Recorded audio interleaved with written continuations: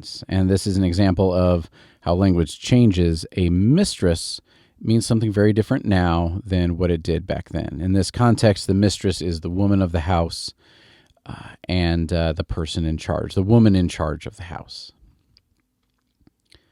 A widow, thrifty and industrious, had 2 servants, whom she kept pretty hard at work. They were not allowed to lie along and abide in the mornings, but the old lady had them up and doing as soon as the rooster crowed.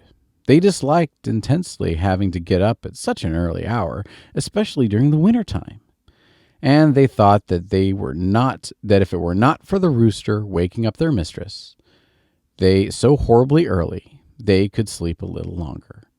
So they caught the rooster and had it for dinner. But they weren't prepared for the consequences, for what happened was that their mistress, not hearing the rooster crow as usual, woke them up even earlier and set them to work in the middle of the night.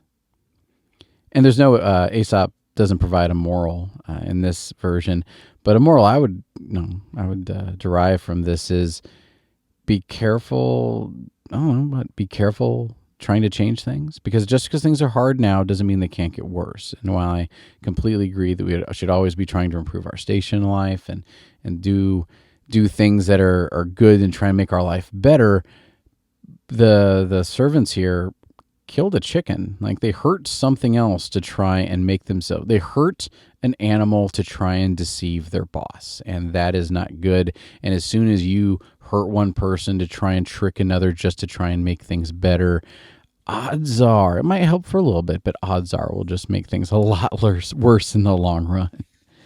Well, I hope you enjoyed listening as much as I enjoyed reading. Good night.